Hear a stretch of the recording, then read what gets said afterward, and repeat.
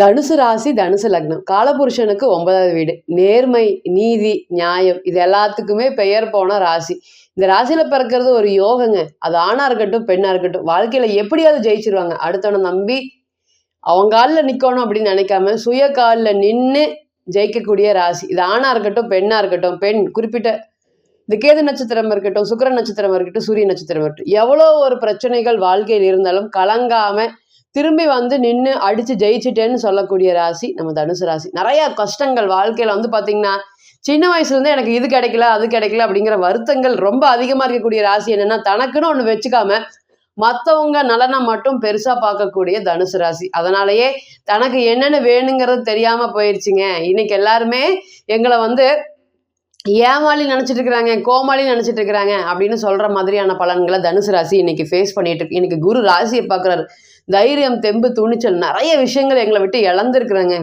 நாங்கள் வெளியே வந்ததுக்கு அப்புறம் தான் வாழ்க்கை என்னன்னு தெரிஞ்சுது அப்படின்னு இன்னைக்கு குருவை நினைச்சு ஒரு ஒரு நாட்களுமே வந்து பெருமைப்படக்கூடிய செயல்கள். இது ஆணா இருக்கட்டும், இந்த ராசி குழந்தைகளா இருக்கட்டும், பெரிய அறிவாளிகளாக வருவாங்க. இங்க இருக்கக்கூடிய கிரகங்கள் என்ன கிரகங்கள் வேணா இருக்கட்டும், ராகுவோட கூட இருக்கட்டும், சனீஸ்வர பகவானும் இருக்கட்டும், 89, 90 இந்த பிறந்த ஜாதகங்களுக்கு எல்லாத்துக்குமே சனீஸ்வர பகவான் இங்க இருப்பாரு. மிக அருமையான வேலை சம்பந்தப்பட்ட விஷயத்துல இவங்களை தவிர்த்து இந்த வேலையை யாருமே செய்ய முடியாதுங்க. அந்த அளவுக்கு ஒரு திறமையாக ஒரு வேலையை செய்யக்கூடிய நபர்கள். அடிபட்டு அவமானப்பட்டு வாழ்க்கையில ஜெயிக்கக்கூடிய ராசி, கடைசியில நின்று ஜெயிக்கக்கூடிய ராசியும் இதே ராசி தான். அதனாலதான் காலபுருஷனுக்கு 9ல இருக்கீங்க.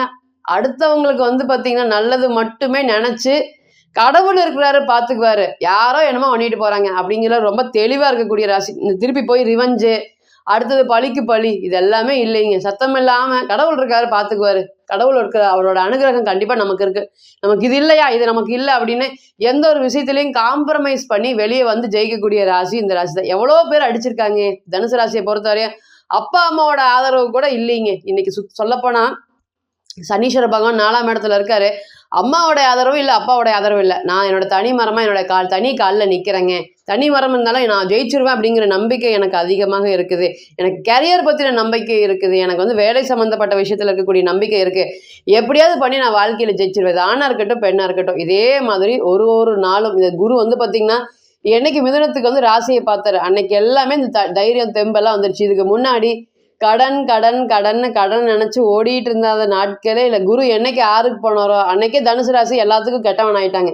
என்ன செய்யுங்க, இந்த காதல் சம்பந்தப்பட்ட விஷயத்துல அனைத்துக்குமே கடைசியில ஏமாந்த ராசியாக தனுசு தான் இருக்கு. என்னடா இப்படி ஏமாத்திட்டு போயிட்டீங்க, என்னங்க இப்படி ஏமாத்திட்டு போயிட்டீங்க அப்படின்னு சொல்ற மாதிரியான பலன்கள் தான் நடந்துட்டு இருக்கு. அதே போல தொழில் ஸ்தானம் அப்படிங்கிறது தனுசை பொறுத்தவரை கெட்டிருக்கீங்க. அப்ப கெடும்போது என்ன ஆகும் அப்படின்னு கேட்டீங்கன்னா, எவ்வளவோ எஃபர்ட்ஸ் போடுறோம், ஜெயிக்க முடிய மாட்டேங்குது, எங்களால் வருத்தப்பட முடியல, அதுக்காக தான் இன்னைக்கு இவ்வளோ தடங்கள் இருக்கக்கூடிய ராசியில தான் நம்ம பிறந்திருக்கோம், நமக்கு அதிர்ஷ்டம் இருக்குதா இல்லையா அப்படிங்கிற எண்ணங்களையும் அதிகபட்சமாக இன்னைக்கு குரு கொடுத்துட்டு இருக்காரு. ஏன்னா தொழில் ஸ்தானம் தனுசை பொறுத்தவரையும் அப்படி ஒரு வீக்கா இருக்கு. தெளிவு அப்படிங்கிறது தொழில இல்லாம ஒரு நிலையில்லாத தன்மையை வந்து பாத்தீங்கன்னா வாழ்ந்துட்டு இருக்கிற மாதிரி இருக்கு. அதே போல ராசிநாதன் 7ல இருக்காரு. திருமணத்தை தக்க வைக்கிறதுக்கு போராடக்கூடிய ராசி. இது ஆணா இருக்கட்டும், பெண்ணா இருக்கட்டும். இந்த ராசியில பிறந்தவங்க ஒரு விஷயம் ஒரு கஷ்டம் அப்படின்னா அடுத்தவங்களை விட்டுட்டு வெளியே வரவே மாட்டாங்க. அந்த கஷ்டத்துல நின்று கூட நின்று ஜெயிச்சு கடைசியில வரையும் அந்த சிகரத்தை தொட்டதுக்கு அப்புறம் தான் கீழே இறங்குவாங்களே தவிர்த்து அதுக்கு முன்னாடி இல்லை. நான் இப்படி சொல்லிட்டேனா நான் இந்த மாதிரி வாழ்ந்து காமிப்பேன் அப்படின்னு எப்பவுமே வந்து இது ஒரு விஷயத்த கண்டு பயந்துட்டு இவங்களுக்கு கடன் அதிகமா இருக்கு, நம்ம வீட்டுக்காரர் கூட நம்ம டிராவல் பண்ண முடியாது, நமக்கு நிறைய பிரச்சனைகள் இருக்கு, என்னடா பண்றது அப்படின்னு சீக்கிரம் வெளியே வராத ராசியும் இதே ராசி தான். இந்த ராசியை பொறுத்தவரை வந்து பாத்தீங்கன்னா, திருமணம் அப்படின்னு வரும்போது ஆண் பெண் அப்படிங்கிறது பாகுபாடு இல்லாம 100% தன்னுடைய திருமண வாழ்க்கையை போராடி ஜெயிக்கக்கூடிய ராசி. பணம் இருந்தா இருக்கிறது, பணம் இல்லைன்னா இல்லை, கஷ்டத்துல வராத நபர்கள் நமக்கு எதுக்குங்க அப்படின்னு யோசிக்காம எல்லா நாட்களும் திருமணத்திற்காக, திருமணம் சார்ந்த உறவுகளுக்காகவே கடைசி வரையும் போராடி நின்று பரவாயில்ல நீங்க வந்துருவீங்க ஜெயிச்சிருவீங்க அப்படின்னு ஒருத்தங்க தெம்பா தைரியமா சொல்றாங்கன்னா அது தனுசு ராசி தான். எந்த ஒரு பிரதிபலனும் இல்லாம வாழ்க்கையில தன்னுடைய கூட இருக்கக்கூடிய நபர்களை முன்னுக்கு கொண்டு வரக்கூடிய ராசியும் இந்த ராசி தாங்க. இந்த ராசியை பொறுத்தவரை நம்ம சொல்லி பேசிட்டே போகலாம். இந்த ராசிக்கு 9ஆம் அதிபதி வந்து பார்த்தீங்கன்னா சூரியனா இருக்காரு. எல்லா விஷயமே அதட்டி பேசதான் தெரியுங்க. என் மனசுல என்ன இருக்கோ அதான் நான் சொல்லிடுவேன். நான் இப்படிதான், என் கூட இருந்தா இருங்க, எல்லாம் போயிட்டே இருங்க அப்படிப்பாங்க. ஆனா திருமணத்துல பாருங்க வேற மாதிரி இருப்பாங்க. இவங்க வெளியே பேசுறது வேற மாதிரி, ஆனா திருமணம் சம்பந்தப்பட்ட விஷயத்துல வேற மாதிரி இருப்பாங்க. இந்த குணங்கள் அப்படிங்கிறது கணவன் குழந்தைகிட்ட மட்டும்தான் வேறுபடுமே தவிர்த்து மற்றவங்க எல்லாத்துக்கிட்டையுமே ஒரே மாதிரியா இருப்பாங்க. சில சமயம் இவங்க கோவக்காரங்க, பிடிவாதமான நபர்கள்னு தனுசு சீக்கிரம் பேர் வாங்கிருங்க. இந்த மாதிரி இருக்கக்கூடிய சூழ்நிலையில குரு சுக்கிரனுடைய இணைவு இந்த மாதம் ஆகஸ்ட் மாதம் முழுவதுமே இந்த கிரக சேர்க்கைகள் இருந்து உங்களுடைய ராசியை பார்க்க போகிறாங்க. இந்த குரு சுக்கிரனுடைய இணைவு ஒரு நல்ல ஒரு யோகத்தை கொடுக்கறதுக்கு காத்துட்டு இருக்கு தனுசு ராசி மற்றும் தனுசு லக்னத்திற்கு. என்ன மாதிரியான பலன்களை கொடுப்பார்? 2 பேரும் 7ஆம் பார்வையாக உங்களுடைய ராசியை பார்க்குறாங்க. இது எப்படி இருக்க போகுது? என்ன மாதிரியான பலன்களை நீங்கள் சந்திக்க போகிறீங்க? வாழ்க்கையில் நான் என்ன ஆக போகிறேன் அப்படிங்கிற 1000 கேள்வி எனக்கு இருக்குது. இருந்தாலும் வாழ்க்கையை நினச்சி அப்படியே ஜர்க் ஆகுறேங்க. அவ்வளோ அதிபுத்திசாலித்தனமாக இருந்தேன்.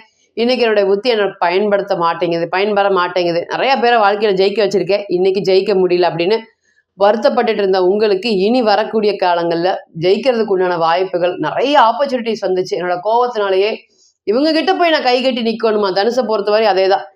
நீங்கள் பொய் சொல்கிறது உண்மை சொல்கிறது எல்லாமே தவிர்த்து கை கட்டி நிற்கிறது சுத்தமாக பிடிக்கவே பிடிக்காதுங்க. அதனாலே நிறைய சந்தர்ப்பங்கள் வாழ்க்கையில் விட்டுருப்பாங்க. அது எல்லாமே இனி வரக்கூடிய காலங்களில் சந்தர்ப்பத்தை தக்க சமயத்தில் பயன்படுத்தி கொடுக்கக்கூடிய ஒரு காலமாக இருக்கும். தொழில் சார்ந்த யோகமும் தொழில் சார்ந்த பிராப்தமும் இனி வரக்கூடிய காலங்களில் நிச்சயமாக கிடைக்கும். குரு ராசியை பார்க்கறதுனால கல்யாணம் சம்பந்தப்பட்ட விஷயத்தில் இருக்கக்கூடிய பிரச்சனைகள் எல்லாமே படிப்படியாக விலகும். தனுசை பொறுத்தவரையும் நல்ல கல்யாணம் அப்படிங்கிற யோகங்கள் எனக்கு சொல்லுங்க.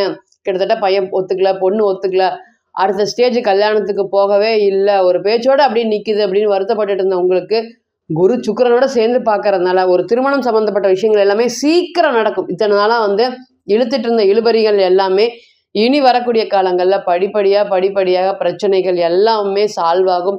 புத்திசாலித்தனமான நபர்கள் எங்களுக்கே அடி உழுகுதுங்க அப்படின்னு வருத்தப்பட்டுட்டு இருந்த காலம் போய் எல்லாருக்கும் நல்லது செய்யக்கூடிய நீங்கள் 4 பேர் பேசும்படி புகழும்படி உண்டான பலன்கள்லாம் கிடைக்க போகுது. பொருளாதாரம் சம்மந்தப்பட்ட விஷயத்துல தான் தனுசு பெருசாக அடிபட்டிருக்கு. இனி பொருளாதாரம் சம்மந்தப்பட்ட விஷயத்தில் இருக்கக்கூடிய பிரச்சனைகள் எல்லாமே படிப்படியாக விலகும்.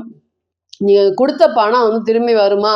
இந்த பணம் சம்மந்தப்பட்ட பிரச்சனைலாம் எனக்கு பைத்தியமே பிடிக்குதுங்க. அந்தளவுக்கு பணம் சார்ந்த விஷயத்தில் தொடர்ந்து கவலைகளை சந்திச்சுட்டே இருக்கும் அப்படின்னு வருத்தப்பட்டுட்டு இருந்த உங்களுக்கு இனி பணம் சம்மந்தப்பட்ட பிரச்சனைகள், குடுக்கல் வாங்கல் இருக்கக்கூடிய பிரச்சனைகள், பூர்வீக சம்மந்தப்பட்ட இருக்கக்கூடிய பிரச்சனைகள், உறவுகள், பந்தம், பலம், பாசம் இதெல்லாமே ஏற்படும். அதே போல் திருமணம் சம்மந்தப்பட்ட விஷயங்களுக்கு முயற்சி பண்ணிட்டு இருக்கிறோம், திருமணம் இந்த வருஷம் நடந்துருமா அப்படின்னு கேட்குறவங்க அனைவருக்குமே இந்த குரு 7ல் இருக்கிறாரு. இதனால் ஒத்துக்காம இல்லை வேண்டாம் கொஞ்ச நாள் பொறுக்கட்டும் அப்படிங்கிற மாதிரி சொல்லிட்டு இருந்த பெண்களாக இருக்கட்டும் ஆண்களாக இருக்கட்டும் இனி வரக்கூடிய காலங்களில் திருமணம் சம்மந்தப்பட்ட விஷயத்துக்கு அனைத்துக்குமே ஓகே சொல்லுவாங்க. அதே போல் 30 வயது கடந்துருச்சு, 29 வயது தொட்டிருக்கு, திருமணம் அப்படிங்கிறது கேள்விக்குறியாக இருக்குது, தொடர்ந்து வரன்கள் பார்த்துட்டே இருக்கிறோம் அமைய மாட்டேங்குது அப்படின்னு வருத்தப்பட்டுட்டு இருந்த உங்களுக்கும் இனி திருமணம் சார்ந்த யோகங்கள் அனைத்துக்குமே ஒரு நல்ல ஒரு யோகம். என்னால் இங்கே இருக்க முடியல, நான் வெளியே போகலான் இருக்கேன், கடன் இருக்குது, வெளியே போய் அந்த கடன் எல்லாம் கட்டிடலான் இருக்கேன், கடன் நினச்சி வெளியே போகிறத நினச்சி எனக்கு பயமாக இருக்குது, நான் கட்டிட முடியுமா அப்படின்னு நினச்சி வருத்தப்பட்டுட்டு இருந்த உங்களுக்கு இனி இதெல்லாமே மாறப்போகுது.